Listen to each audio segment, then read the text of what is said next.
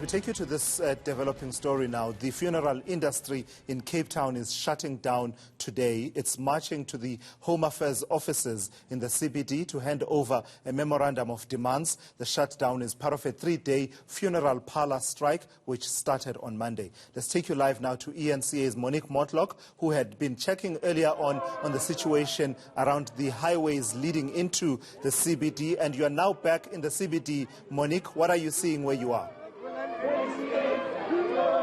When we were on the N2, we saw officers telling some of the undertakers to turn it down. We saw some vehicles leaving the N2, seemingly to go back. But now we are in front of the Home Affairs Department here in the CBD. And as you can see, some undertakers have managed to make their way to the offices here in the CBD, complete with a coffin. The coffin is empty, we hope. And just to find out what exactly the funeral practitioners who are here today will be doing, I'm speaking to Chris Starley from the Western Cape United Funeral Front Task Team. Sir, yesterday when we spoke, you mentioned that you are going to come to the Home Affairs offices. What is it that you are going to do here? Home Affairs is one of the institutions of government who has been giving us problems. They are not giving us any recognition, and yet the bulk of the work that you are doing as undertakers has to via Home Affairs. In order to register the bodies, you have to talk to Home Affairs. Now, one of the issues that we have been complaining about, there is a number of us as undertakers in the Western Cape whom are not recognized by Home Affairs. There are a number of undertakers who have gone through a test which was coordinated by Home Affairs, and now they are not being given designation papers in order for them to be able to register the bodies. Those people are organized by the communities at the ground, and when they have got to register the bodies, they are having problems with Home Affairs. There is no leadership here in this province. Whenever we are coming to them to report our problems or to sit down and discuss the issues, they will always refer us to national. When we go to national, and national is sending us back to Cape Town, and we have been back and forth all the time. Some members have even went to Pretoria office personally to go and speak to the person who is responsible for registering or for training of those undertakers. But moreover, we have got no respect as people who are running essential services in this province. We've got no respect in this office. Even in their local offices. When you go to Nyanga, you are being told to go and register the body in Mitchell's Plain. If you are in Mitchell's Plain, you are told to go to Khayelitsha. So people are being sent left, right, and center.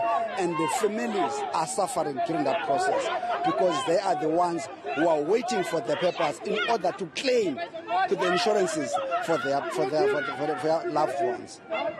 Are there any burials or any services that has now been at a standstill due to this shutdown? Do you know of how many burials are being postponed at the moment? How many burials are being impacted?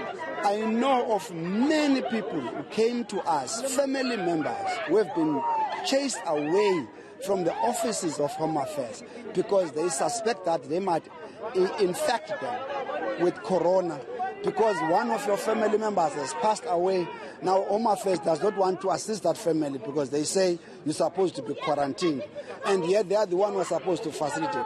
They have been frustrated, they've been stuck they are unable to continue with their funerals because they cannot get the papers. They are being delayed by Home Affairs because Home Affairs offices are either closed or there's no one who's prepared to assist them. But I want to know whether the shutdown that's happening here in Cape Town, whether it's having any impact on the services that the undertakers here have to deliver. Are you concerned about that at all? We are very much careful in Cape Town. We want to make sure that this action of a shutdown doesn't affect the people who have got people who are to be buried. We are directing our actions to the institutions of government who are frustrating us, not the people. So people are not going to be affected by this. We make sure that people are not going to be affected by this. Final question. If no one from Home Affairs comes out today to speak to you, what will the next plan of action be? This is a petition. We are prepared to stay here for the whole day if no one is coming to assist us. But if we've got demands that we are going to submit to them, and we are going to give them 7 days to respond to those demands. If they don't respond to those demands after 7 days, we will come and stay here for the whole month, because there's no way that we can continue working under these conditions. Thank you very much. That was Chris Starley from the Western Cape United Funeral Front task team telling us about their concerns and saying that they will stay here until someone from Home Affairs comes out to accept that memorandum.